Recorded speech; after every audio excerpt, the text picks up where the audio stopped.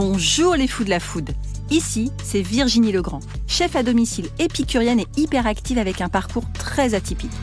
Dans mon podcast, Passion sans modération, vous retrouverez tous les 15 jours des personnalités implantées dans la gastronomie d'aujourd'hui, des vrais amoureux du goût et de la vraie cuisine, des experts, tous enrobés d'une passion communicative. On parlera terroir, saveur, créativité, artisanat. On vous racontera des histoires qui croustillent, des initiatives qui pétillent et qui font briller les yeux. Et on en a bien besoin aujourd'hui. Dans ce podcast, vous allez rencontrer des passionnés qui aiment partager, des entrepreneurs qui aiment se renouveler. Vous allez pénétrer dans les coulisses d'un monde délicieux, nourri aux convictions individuelles et aux engagements collectifs. Vous êtes curieux ? Alors installez-vous à notre table et on va se régaler tous ensemble. Chaque podcast met en lumière la créativité, le savoir-faire, l'engagement artisanal. Chaque enregistrement est une invitation à plonger dans des univers très inspirants, une invitation à écouter des histoires authentiques, remplies de sensibilité. Aucun doute que ce 46e épisode exclusivement féminin va vous régaler. Vous êtes fin prêt pour une conversation vitaminée et caféinée ? Aujourd'hui, je reçois Marion Leporc, fondatrice de la marque Des Rêves, Faïencerie, une gamme de vaisselle et d'ustensiles de cuisine, porteur d'un savoir-faire historique renaissant au cœur d'un territoire dans les Hauts-de-France. Bonjour Marion. Bonjour. Claire Tanguy, créatrice du lieu de vie Yaya, un coffee shop accueillant situé à Conflans-Sainte-Honorine dans les Yvelines. Bonjour Claire. Bonjour. Séverine Fréval, spécialisée dans le café depuis 10 ans, propriétaire d'une ferme en Colombie, incarnant la philosophie de la graine à la tasse, experte qui accompagne les entrepreneurs à ouvrir des établissements autour du café. Bonjour Séverine. Bonjour. Camille Aldon, sommelière et propriétaire du restaurant chaleureux Rosette à Clichy dans les Hauts-de-Seine. Bonjour Camille. Bonjour. Camille, je te garde. Alors, toi, tu as fait tes armes dans des établissements prestigieux tels que le Meurice ou l'hôtel Mandarin Oriental. Quelle expérience, ou même au pluriel, quelles expériences tires-tu de ces rencontres enrichissantes ? Beaucoup de points positifs. D'abord, la rigueur, l'apprentissage de la rigueur qui en fait permet derrière de pouvoir ouvrir un bistrot avec toutes ces clés en main. Et beaucoup d'apprentissage aussi au point de vue dégustation pour la sommellerie. Parce que forcément, dans des grands hôtels et dans des grands restaurants, on ouvre des grandes bouteilles. Et du coup, on travaille son palais. Et ça, mine de rien, c'est une vraie richesse que j'ai aujourd'hui. Comment tu travailles le palais ? Comment ça se passe, l'art de la sommellerie ? À enseigner et du coup à récupérer. D'abord, il ne faut pas oublier que la sommellerie, nous, on n'est que des vendeurs de vin. Nous, l'idée, c'est de vendre du rêve et surtout de trouver ce que le client veut. En fait, on doit répondre à son besoin en lui posant des questions.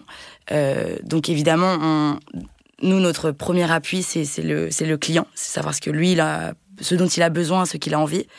Et enfin, après, le vrai secret, c'est quand même de goûter beaucoup.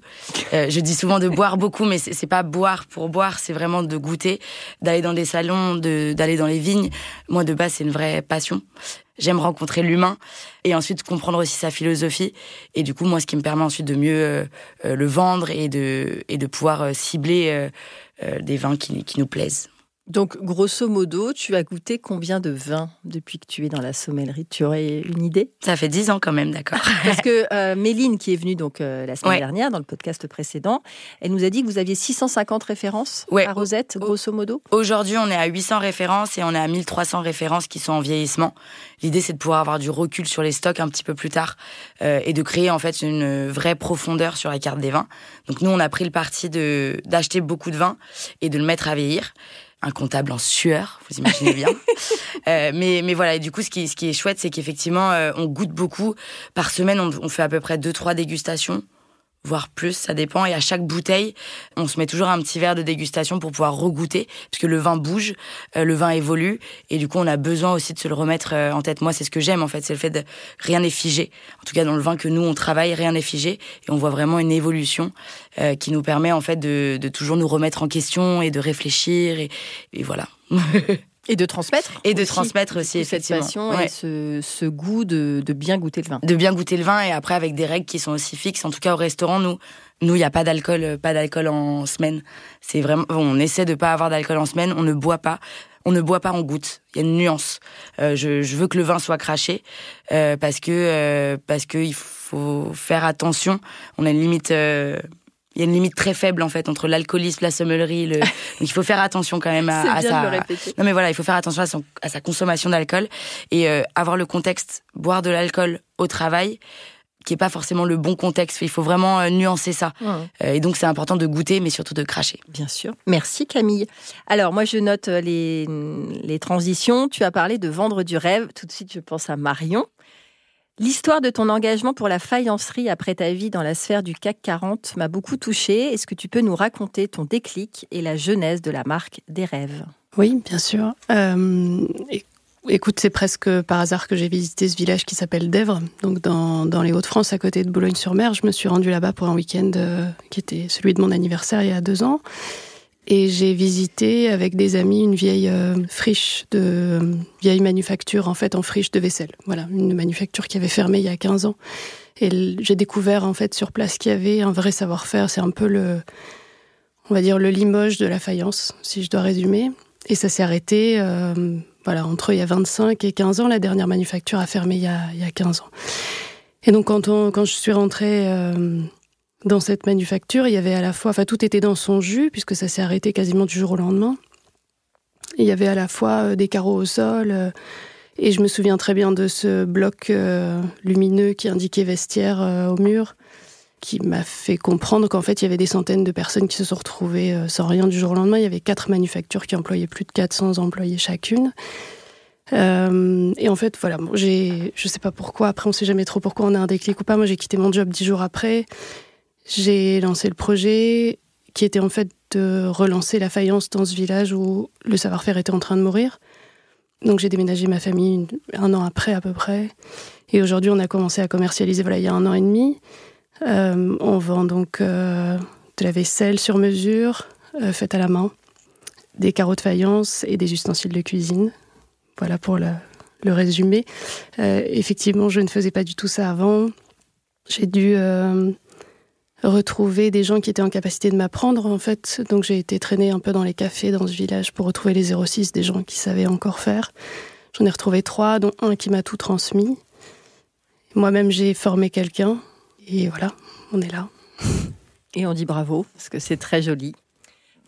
Tu m'avais dit qu'on allait être émue. Effectivement, je suis très émue.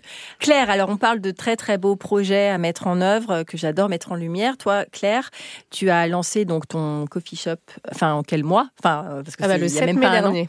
7 mai dernier. Ouais. Et du coup, quelle est la proposition culinaire et gustative de ce lieu très très intimiste sur les quais de Seine ? En fait, déjà, quand j'ai créé Yaya, moi, je voulais créer un lieu de vie. Initialement, si j'avais eu, on va dire, les reins plus solides, j'aurais créé un tiers-lieu. Parce que mon métier, c'est la restauration, mais je voulais surtout un lieu qui rassemble, un lieu de partage. Et donc, du coup, j'ai associé à ça le café, mais ça aurait pu être autre chose. Et aujourd'hui, la promesse du lieu de vie, elle est vraiment remplie. Et du coup, aujourd'hui, la proposition culinaire de Yaya, c'est du café spécialité, c'est des thés à infusion, c'est du chocolat chaud maison. Et en termes de culinaire, c'est des pâtisseries authentiques. Donc, des pâtisseries comme Yaya le veut. Yaya, ça veut dire grand-mère en grec. Donc des pâtisseries vraiment de famille, qu'on peut retrouver aussi dans les coffee shops à Paris, comme le Carrot Cake, etc., mais qui sont vraiment travaillées de manière très authentique, sans petits froufrous ou autre tour, sans fioriture, vraiment le vrai du vrai. Et c'est ce que les gens apprécient en fait aujourd'hui. Bien sûr. Et c'est toi qui es au fourneau ? C'est moi qui est au fourneau la nuit, ouais. C'est ça. Donc tes Carrot Cake, tu les produis la nuit ? C'est ça. Le matin pour le jour J. D'accord. Ouais. Donc tout est archi frais. Donc tout est archi frais et archi maison. Voilà. D'accord. Et du coup, tu proposes également des activités aux clients. On était dans le métro toutes les deux. Tu disais que tu faisais des activités, tu louais plus ou moins le lieu pour des activités de crochet notamment. Là, il y a des contes de Noël. Comment ça se passe et comment tu crées en fait l'interaction avec le prestataire qui veut prendre possession de ton lieu ? En fait, pour l'instant, alors je touche du bois, faut pas toucher la table, mais je touche du bois parce que clairement, en fait, aujourd'hui, c'est les partenaires, ils viennent à moi pour l'instant, parce que le lieu leur parle, parce qu'ils ont envie de cet espace d'expression pour leurs clients. Et donc, en fait, je ne refuse rien pour le moment. Je veux tout tester. Je veux vraiment que la promesse du lieu de vie, elle soit remplie. Et donc, on fait en fait des ateliers divers et variés. En effet, j'ai fait du crochet, on fait des contes, on fait du yoga assis, on fait du réveil musculaire. Tout ça dans ce petit espace de 40 mètres carrés. On fait du massage bébé sur les tables. On fait vraiment énormément de choses. On fait du café mortel aussi pour parler du deuil, pour avoir vraiment un espace de cercle de parole pour parler de ce genre de choses qu'on ne voit pas ailleurs. Et voilà, vraiment. Et là, on va faire de l'aquarelle, on va faire des carnets de voyage, on va faire des clubs de lecture. Jusqu'en avril, pour l'instant, je suis bookée sur les ateliers. C'est tous les samedis matins, mes ateliers. Voilà. Merci beaucoup. Séverine, alors d'année en année, le café s'impose et se place au rang de boisson incontournable, voire même tendance. Comment t'engages-tu pour démocratiser la profession ? Eh bien, je m'engage en parlant énormément de ce milieu. Je parle beaucoup des producteurs, notamment. Je parle de tout ce qui se passe autour du café de spécialité, autour du goût, autour du partage, autour de l'amour des producteurs pour leur terre, autour de tout ce qui est... En fait, le café, ça représente tellement d'univers différents que vous pouvez passer une vie entière à l'étudier, à en parler. Ça regroupe l'histoire, la géopolitique, ça regroupe tellement de choses qu'effectivement, il y a un tas de possibilités d'aborder le sujet café. Et toi, donc, tu utilises quel biais pour parler du café ? Je le fais goûter la majorité du temps, en fait. Je fais en sorte que les gens découvrent que le café, c'est pas juste un grain de cellulose qui a été trop cuit, qui du coup a un goût surtorréfié, voire brûlé. Donc, j'accompagne les gens à vivre des expériences gustatives qui vont leur peut-être donner une autre idée de ce qu'elle produit et de comment l'aborder et de comment le consommer également. Donc tu inities, toi, des projets d'ouverture aujourd'hui, de corner de café ? Effectivement, depuis 2 ans maintenant, je suis dans une entreprise qui a fait appel à moi pour utiliser mon expertise d'ancienne barista et aide barista, donc pour pouvoir accompagner des entrepreneurs sur leur ouverture de projets café et restaurants. Donc moi, effectivement, j'ai cette force d'avoir un gros recul sur le produit café, de l'avoir transformé aussi beaucoup, d'avoir été face à des clients. Donc je peux aider avec toute cette expertise, les personnes qui se rapprochent de moi pour les accompagner, les aider à créer ce lieu qui va être leur... c'est vraiment... Le café, c'est tellement lié au cœur, en fait, comme tous les produits de bouche, d'ailleurs, tous les métiers de bouche. La chaleur, déjà. Le café, c'est la chaleur. C'est la chaleur, c'est le partage, c'est l'échange, c'est la créativité aussi, parce que faut savoir quand même qu'à une certaine époque, le café était interdit, parce que dans certains endroits, parce que très finalement politique, le café empêche de dormir. Donc le café permet aux gens de s'éveiller, d'avoir des conversations, d'échanger, et donc de éventuellement être un contre-pouvoir. Du coup, le café, c'est tout ça, voilà. C'est important aujourd'hui de pouvoir comprendre qu'il y a 2 mondes dans le café traditionnel, le petit café qu'on boit sur le comptoir sans trop se poser de questions, qui va nous apporter le kick de caféine. Et ensuite, il y a le café donc de spécialité, comme on vient d'en parler, et qui permet, lui, d'apporter des sensations organoleptiques et de vous emporter dans un univers de dégustation. Oui, donc c'est des expériences même au-delà gustatives, des expériences vraiment sensorielles, parce qu'il y a aussi l'odeur, évidemment. On est dans la Madeleine de Proust texture. à 200%, puisque chacun d'entre nous a été réveillé par l'odeur du café. Donc c'est vraiment le produit qui ramène à l'enfance systématiquement. On a tous ce souvenir d'un réveil avec une odeur de café chez une grand-mère, chez quelque part dans la famille. Ça fait vraiment partie de notre inconscient à tous. C'est universel, le café. Merci Séverine. Alors, du coup, nous sommes toutes réunies par le goût du partage. Marion, selon toi, quel est le rôle de la vaisselle quand on réunit à table tous les gens qu'on aime ? Je crois que déjà, c'est pas toujours donné à tout le monde de pouvoir faire ça. C'est assez rare, en fait, de pouvoir... on n'a pas tous une expérience de pouvoir réunir des gens qu'on aime autour d'une table. Donc, quand on le fait, je pense qu'il faut en profiter. Il y a quelque chose, pour moi, de très harmonieux et de très doux dans le fait de partager la même vaisselle tous ensemble. Il y a alors, désolée pour l'analogie, mais quelque chose pour moi qui se rapproche presque des préliminaires, vous voyez ce que je veux dire ? C'est-à-dire c'est juste avant de manger, c'est très agréable et c'est très beau. Voilà. Et je crois qu'il faut entretenir ça parce qu'on a perdu l'idée de la vaisselle qu'on peut transmettre. On a perdu l'idée de la vaisselle qui se fabrique à la main et qui a quelque part un peu une âme. En fait, je pense qu'on peut vraiment transmettre quelque chose dans un objet qui est fabriqué à la main de la même manière que vous faites aussi des choses qui sont faites à la main. Voilà, je pense que Parce qu'il faut quand même préciser que c'est toi qui fais. Oui, j'ai une collaboratrice qui fait énormément, mais on a réappris, ouais, bien sûr. Donc, qu'est-ce que tu fais exactement ? Est-ce que tu peux nous donner le process, oui. Grosso modo, pour faire une assiette, par exemple ? Eh bien, pour faire une assiette, on fait d'abord venir de la faïence du bassin de l'Allier, donc en France. Qui arrive en poudre, on la repasse à l'état liquide, ça s'appelle donc de la barbotine. On fabrique ensuite des moules en plâtre, puisque c'est la technique traditionnelle à Dèvres. Pour faire un moule en plâtre, il faut faire un dessin technique, un prototype, ensuite faire le moule.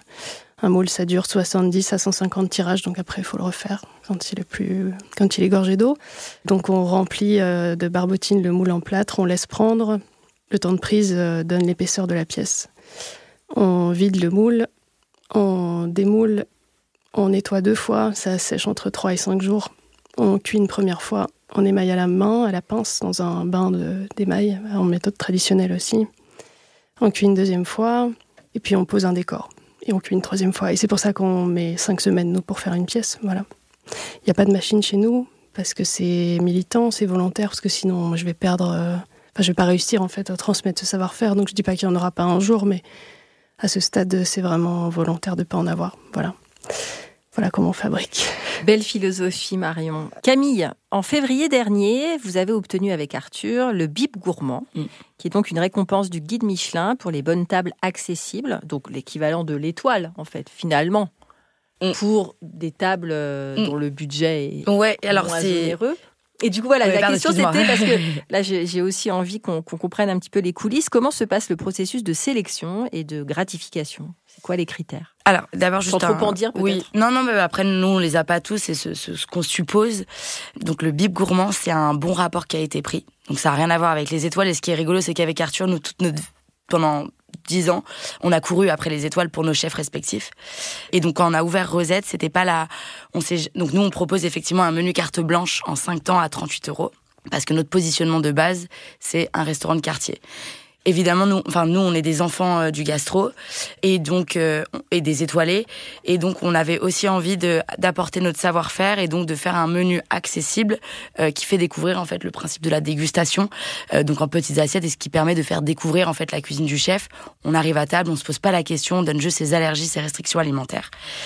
On fait le reste. Le Bib Gourmand, c'est vraiment arrivé par hasard. On a eu la chance d'avoir beaucoup d'articles sur notre ouverture. Et ça a fait vraiment une sorte de tourbillon. Et on est arrivé aux oreilles du Michelin, qui est effectivement venu. Alors un Michelin, nous, on a l'habitude, mais c'est repérable.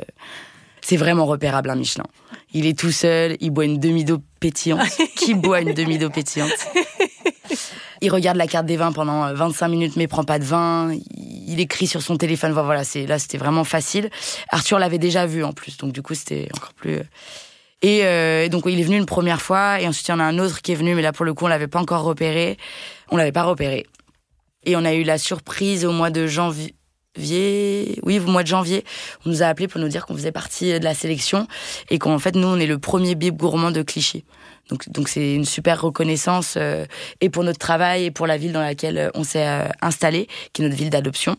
Pour les critères, pour le Bib Gourmand, le critère c'est un menu bon rapport qui a été pris, et je crois qu'en Île-de-France c'est en dessous de 50, et en province on est en dessous de 40 ou 45.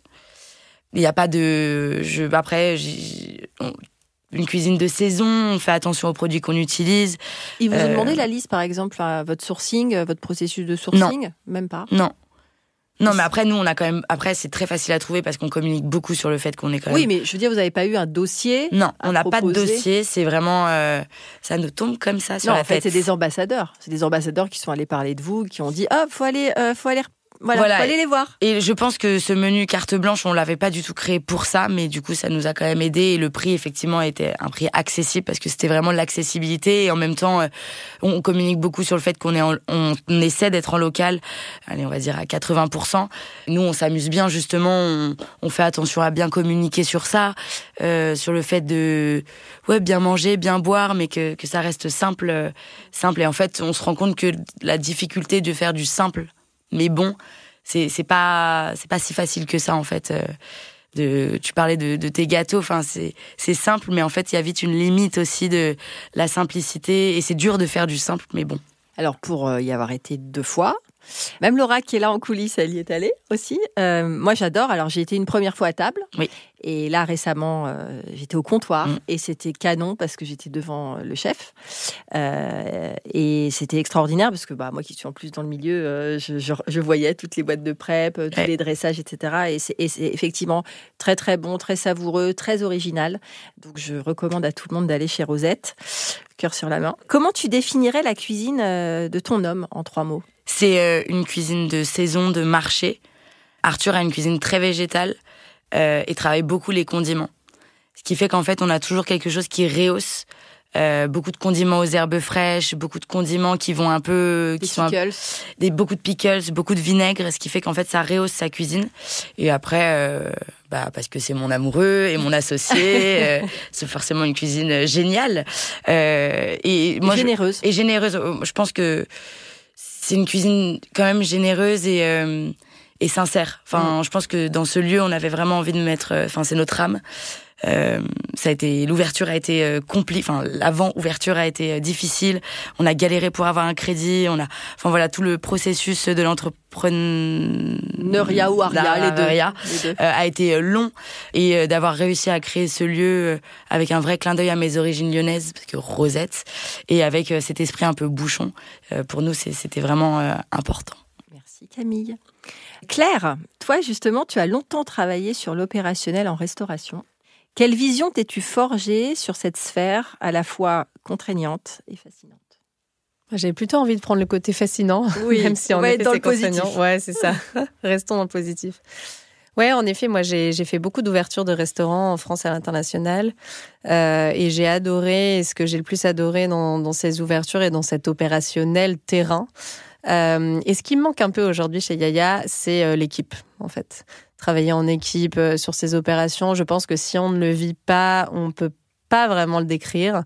Ouais, il faut vraiment vivre pour ressentir tout ce qu'on ressent quand on travaille en équipe à une ouverture. Et je parle bien des ouvertures parce qu'il y a ce côté, en effet, galère, mais il y a ce côté jour et nuit, il y a ce côté on vit ensemble, limite on s'est créé une famille en 2 minutes avec des gens qu'une semaine avant on ne connaissait pas. Et donc ça, c'est fascinant. Moi, c'est ça qui est le plus fascinant. Et puis, en effet, les premières minutes, les premiers instants, on en parlait tout à l'heure, d'ouverture de porte de l'opérationnel et les premiers clients qui arrivent et les premiers services et les premiers retours et avis.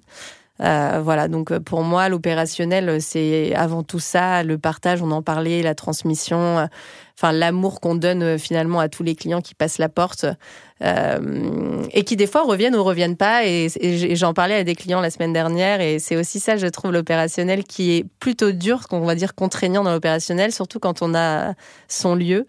C'est que des fois, les clients, en fait, ils ont aussi une vie et que nous, on est finalement, on reste là. Et eux, ils voyagent. Et donc, des fois, on les revoit pas et on s'inquiète et on se dit, mais il y a quelque chose qui s'est passé, etc. Et ils nous manquent parce que finalement, on partage leur vie, on connaît un bout de leur histoire. Et souvent, dans un café... dans un café, on partage beaucoup avec les clients, on a plus le temps. Donc, et le temps du café, on en parlait, c'est vraiment aussi, on délie les langues. Donc, il y a beaucoup de choses qui se disent. Comme le temps d'un enregistrement podcast, voilà, c'est ça, j'ai l'impression. Et donc ça, c'est le côté un peu, je trouve, des fois contraignant, c'est de rester là, comme suspendu, et que finalement, les clients, eux, ont leur vie à côté. Et des fois, quand ils reviennent, en fait, ils annoncent simplement qu'ils ont déménagé et que... Ça fait juste 3 semaines qu'ils essayent de revenir, mais qui, avec le déménagement, etc., c'est compliqué. Mais du coup, voilà, pour moi, c'est plutôt ça le côté contraignant. Et évidemment, les heures, mais les heures font partie du métier d'opérationnel, de restauration. Voilà. C'est beaucoup d'heures, beaucoup de travail. On compte pas son temps, mais aussi, on le fait par passion, sinon on le fait pas. Ça, c'est bien vrai. Alors, Séverine, moi, j'ai envie que tu nous fasses rêver parce que tu es propriétaire d'une ferme en Colombie. C'est vrai. Alors, la Colombie, c'est l'une des patries du café ? Qu'est-ce qu'on peut dire ? On dit que c'est un des premiers terroirs en termes de qualité. Mm-hmm. On est, pour le volume, il n'y a pas si longtemps, c'était le Brésil et le Vietnam. Il faut savoir que le Vietnam est le 2e pays producteur en termes de volume. Oui, on n'en parle jamais. Il se trouve que cette année, Brésil et Vietnam ont énormément souffert à cause de la sécheresse et on va payer nos cafés beaucoup plus cher parce qu'il y a une partie du café dit traditionnel, donc qui est vendu sur le prix de la bourse au volume qui a disparu cette année. Donc on parle de 3 € quasiment d'augmentation par kilo. Par rapport, donc le prix a doublé. En ce moment, sur la bourse de New York, on est sur un prix qui a doublé en l'espace de quelques mois. Donc le café va devenir un produit de luxe, tout comme le cacao. Et donc quand j'ai commencé, il y a 10 ans, j'ai passé un premier certificat de barista et je suis ensuite partie en Colombie pendant 1 an. Pour apprendre finalement le produit et pouvoir mieux en parler à mon retour en France. Et là-bas, je suis tombée amoureuse d'une association de producteurs et j'ai fini par acheter une petite parcelle avec un producteur local qui est donc associé, qui administre ma parcelle pour l'instant en Colombie, donc au cœur de la Colombie, au milieu de l'ancien bassin des FARC. Il y a toute une histoire derrière. Oui. Il faut savoir que tous ces gens qui produisent du café ne l'ont majoritairement pas choisi. Parce qu'en fait, pour faire du café, si on part de 0, il faut 5 ans pour qu'une première cerise sorte de terre. Un arbre ne donne pas la majorité, la totalité de sa production la première année, mais au bout de 3 ans de production, donc il a déjà 8 ans. Quand il est à 100%, et dès la 9e année, il va décliner tous les ans de 10%. Donc la vie d'un arbre, elle est d'environ une 15aine d'années. Et c'est pour ça qu'on plante des lots, parce que tous les 15 ans, il va falloir couper un lot qui va redémarrer dès l'année suivante en repartant sur 20, 30, 40% de sa production, etc. Donc très souvent, les producteurs sont des héritiers. Donc 4e, 5e génération, mais ils sont rarement nouveaux dans le milieu parce que ça implique d'avoir des ressources énormes, le temps que toute la production sorte de terre et qu'elle soit vendue. Donc on est souvent face à des gens qui n'ont pas choisi ce métier, mais qui sont producteurs de génération en génération. Voilà, donc j'ai eu la chance d'être immergée pendant 1 an dans ce milieu et d'apprendre absolument tout ce que peut offrir une graine de café, de la terre, jusqu'à la tasse aujourd'hui, effectivement. Ça, pour moi, était très, très important. Ça va avec ma conception du monde. Il faut que je comprenne tout avant de pouvoir gérer tout ça. Donc, voilà. J'ai eu une chance extraordinaire d'être tombée sur des gens qui m'ont accueilli, ouvert les portes, formé, nourri, logé, vraiment. Et donc pour moi c'était important de rentrer en France et de pouvoir parler de tout ça et leur rendre l'appareil. Donc la ferme c'est pour ça. Un jour j'espère pouvoir avoir la possibilité de transmettre grâce à cette ferme aux Européens, aux Occidentaux, à travers une école sur place et la possibilité de venir découvrir le produit en direct. Bravo. Merci beaucoup. Marion, tu as obtenu de belles reconnaissances et avec des concours, une belle visibilité audiovisuelle, parce que tu es passée sur TF1. Tu as eu un très joli reportage sur TF1. Quelle est ta plus grande fierté depuis tous ces mois que tu vis à la faïencerie ? Je crois que ça reste quand même d'avoir créé des emplois.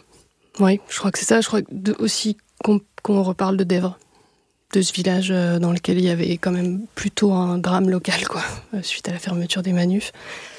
Voilà, que Dèvres soit de nouveau sur la carte des faïenceries françaises, ouais.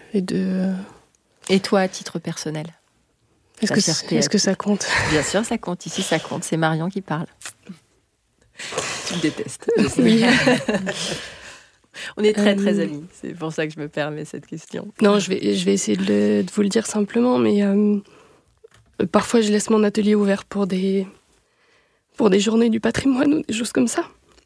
Et un jour, j'ai un ancien Dévrois qui travaillait dans les usines, qui est venu me voir et qui m'a dit tout bas dans l'oreille merci madame, vous sauvez notre patrimoine. Voilà.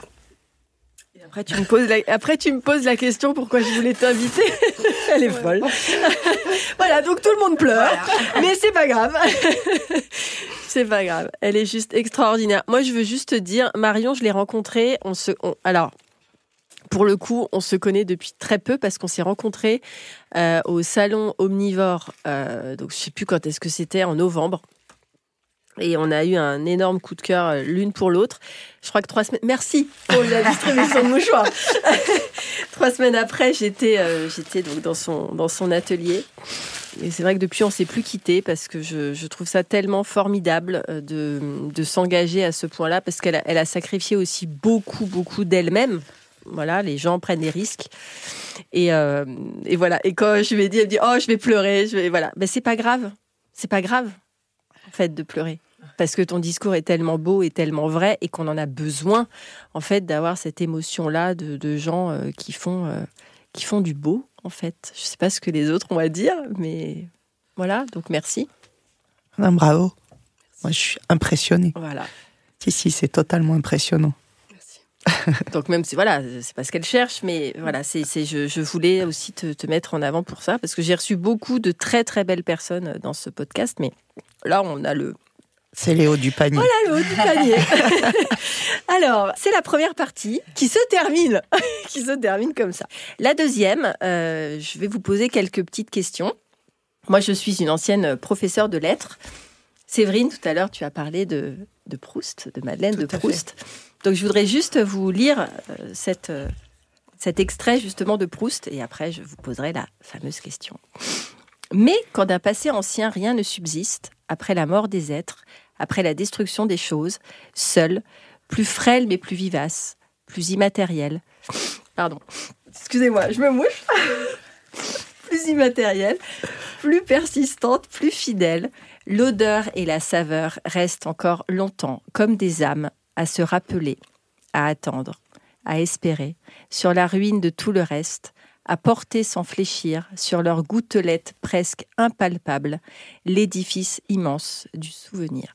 Je trouve que c'est formidable. Magnifique. Et je voudrais vous poser la question, quelle est votre Madeleine de Proust, à part le café, Séverine?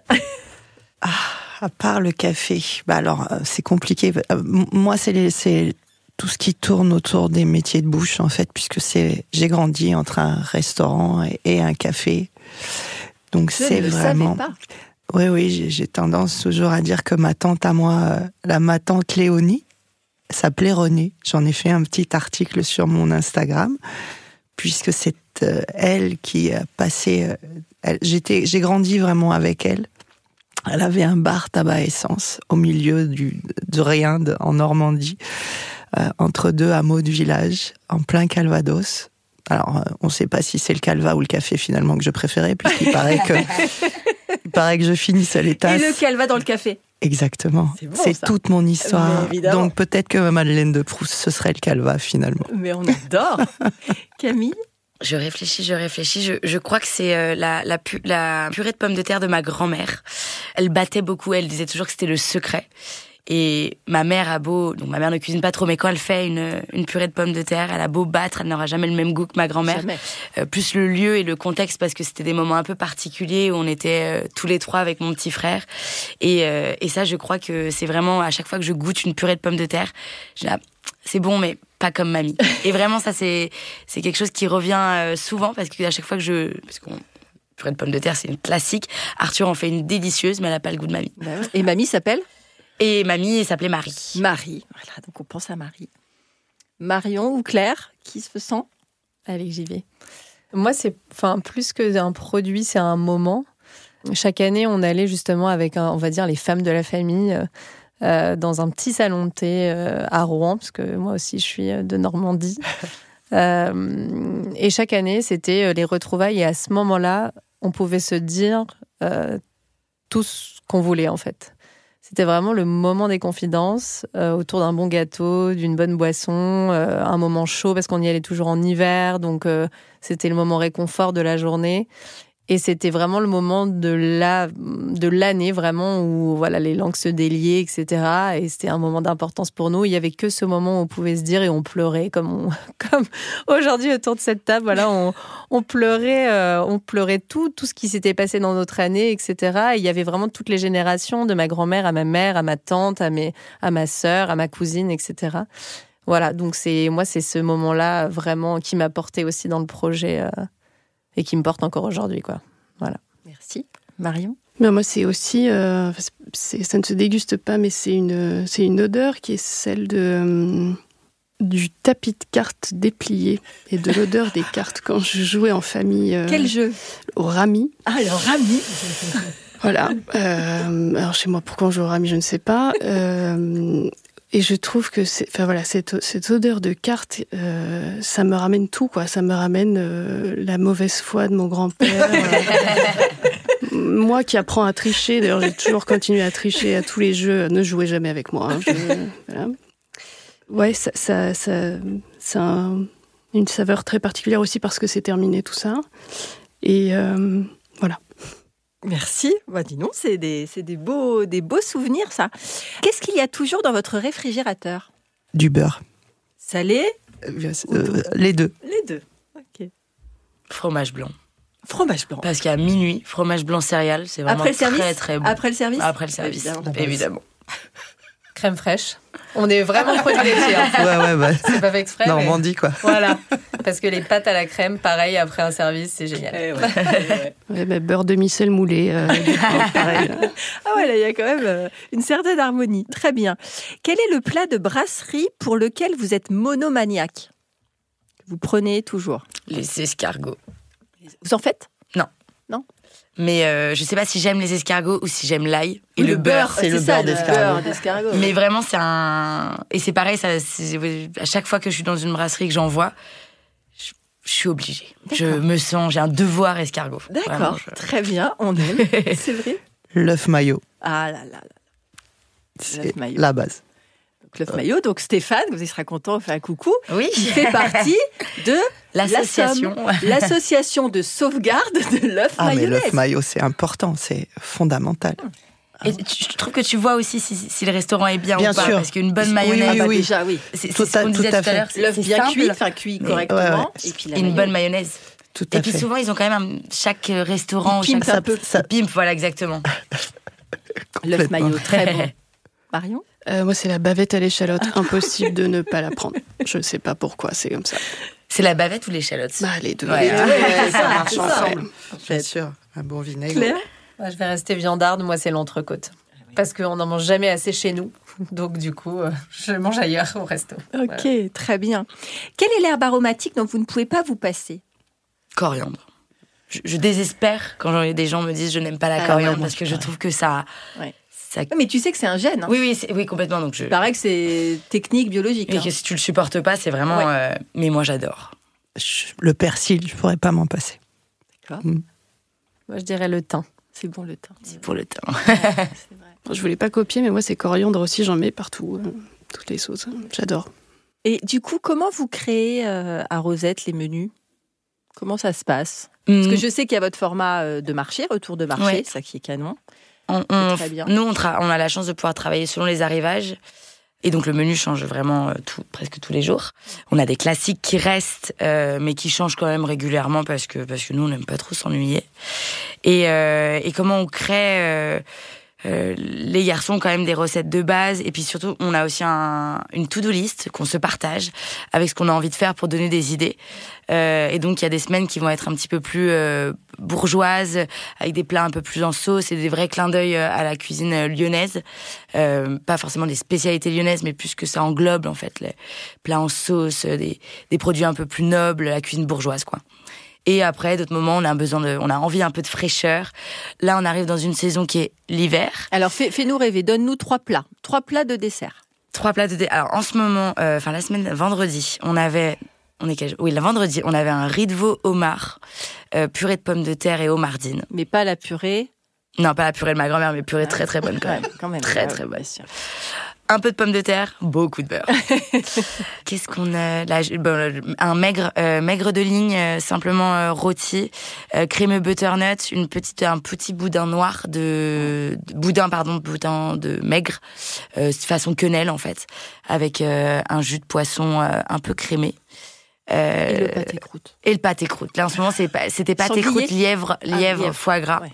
Oh là là. Ça, je l'ai cochon, ouais, c'est pas mal. Ça, avec une bonne gelée, ouais. Et dessert, après, nous, on a le gâteau au chocolat de Rosette qui est servi dans sa petite cassolette, un petit peu fondant. Et ça, c'est devenu, malgré nous, un dessert signature qu'on ne peut plus enlever de cette carte. Et nous, avec Arthur, vraiment, ce gâteau au chocolat, maintenant, on le regarde, on peut plus manger. Je peux plus manger de gâteau au chocolat, je suis trop triste. Tu m'étonnes.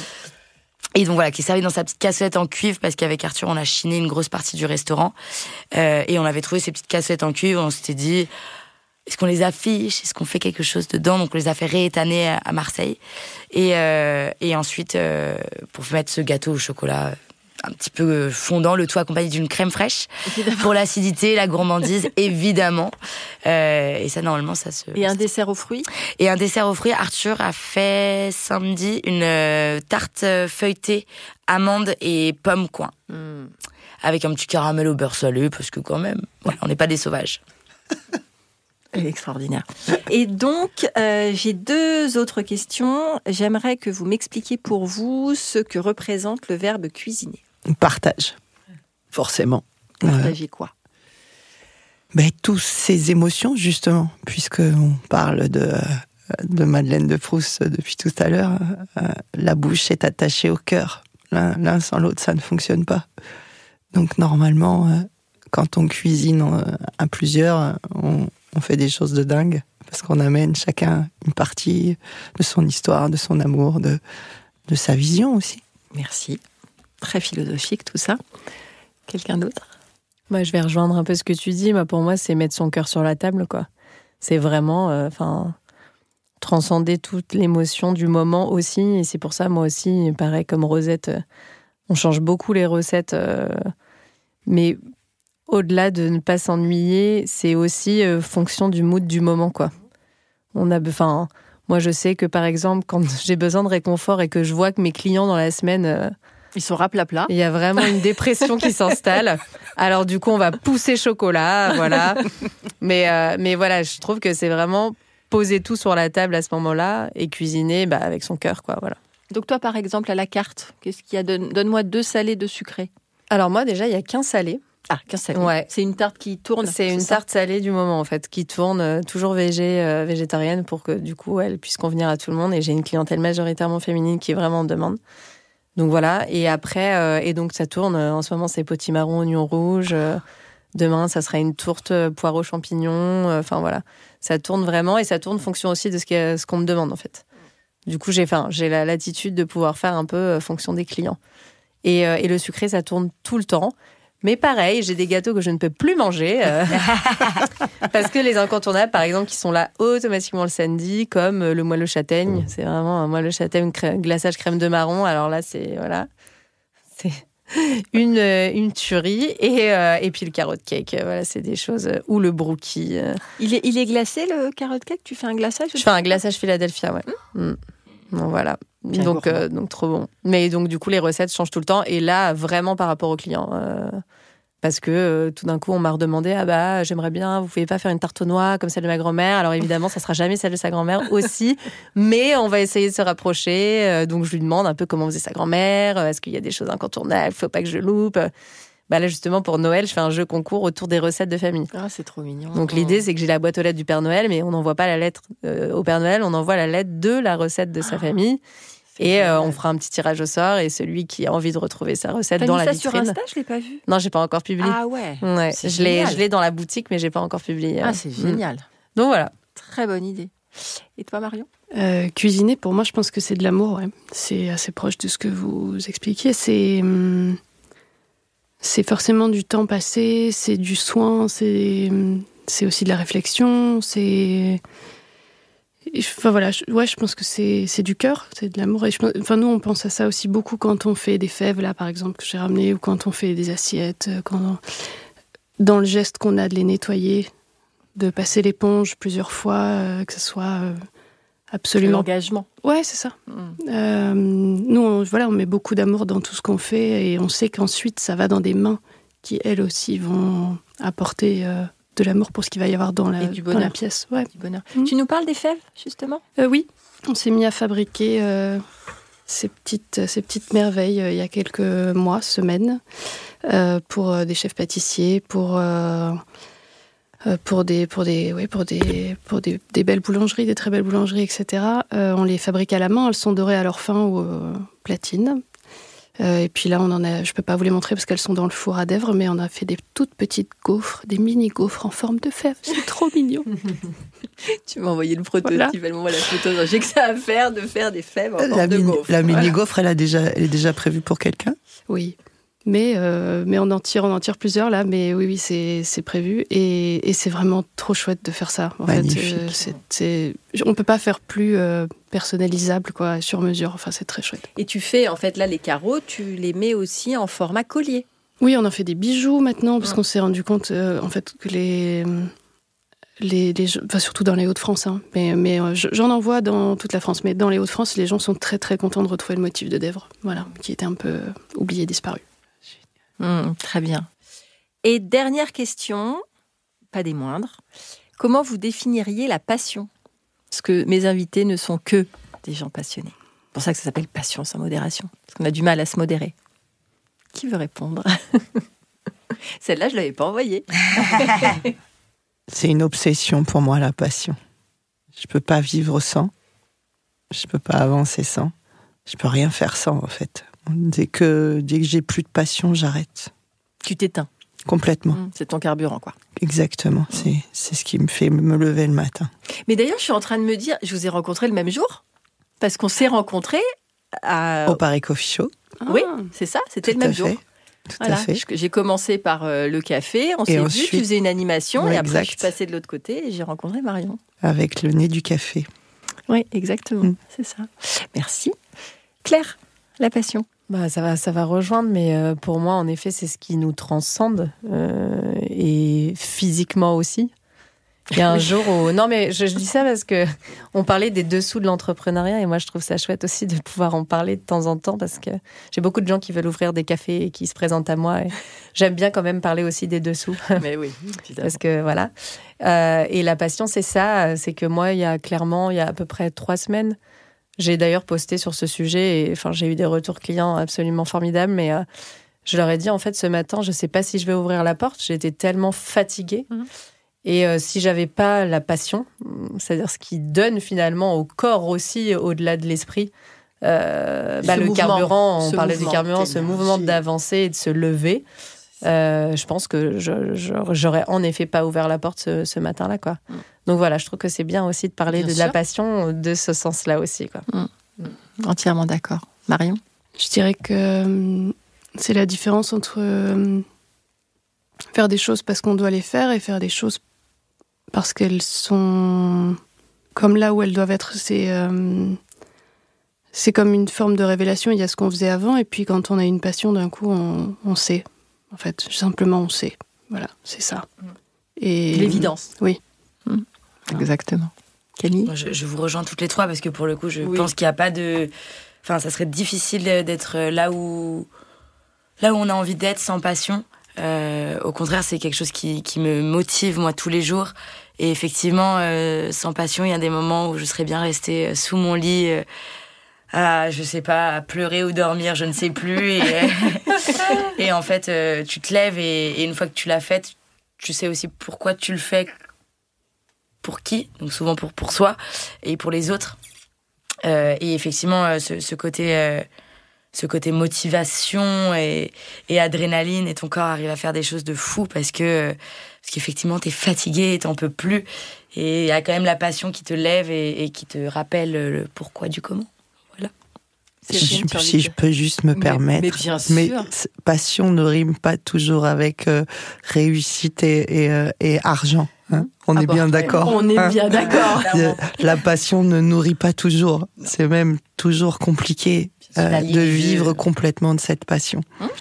Il n'est pas toujours évident. Ouais, bien sûr. Voilà. Et c'est ce que je disais aussi très souvent, c'est que quand les gens sont passionnés et qui font de leur passion leur travail, les gens extérieurs pensent que c'est tellement facile pour nous de réaliser ce qu'on réalise qu'il n'y a plus cette notion d'argent. Donc pour ceux qui veulent faire du business, c'est un peu contrecarré parce qu'ils disent tu demandes tant, oui, mais t'es passionné, donc t'adores ce que tu fais. C'est ça. Voilà, et que c'est très compliqué. Moi, je fais aussi beaucoup on en a parlé dans le métro, mais on fait beaucoup de pédagogie aussi en expliquant que on a beau être passionné, et c'est formidable, parce que je pense que c'est une sorte de don, un luxe aussi, parce que certains cherchent leur passion. C'est sacerdotal, j'ai l'impression, même carrément. On est tombé dans ce système-là petit.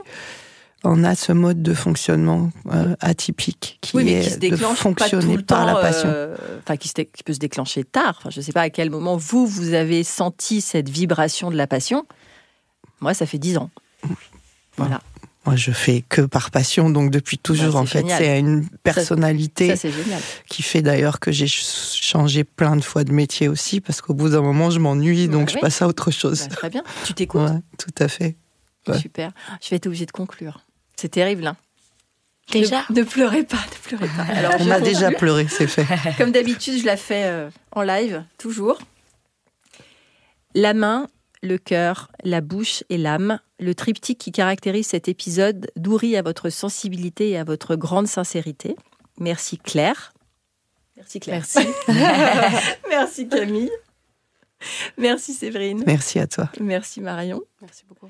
Vive l'amour du terroir. Vive l'amour de l'artisanat, vive l'amour du partage et vive l'amour de l'amour. Merci à vous. Merci beaucoup. Merci. Ça y est, notre rencontre prend fin. J'espère que l'inspiration et l'immersion dans l'univers de tous mes invités vous ont mis l'eau à la bouche. La conversation vous a plu ? Les confidences vous ont ému ? Merci de laisser un avis et vous abonner pour ne rien manquer des prochains épisodes et pour le propulser encore plus loin. N'oubliez pas de faire un petit tour sur mon site internet communique-passion.fr et de vous abonner à ma newsletter. À très vite pour de nouvelles aventures gastronomiques.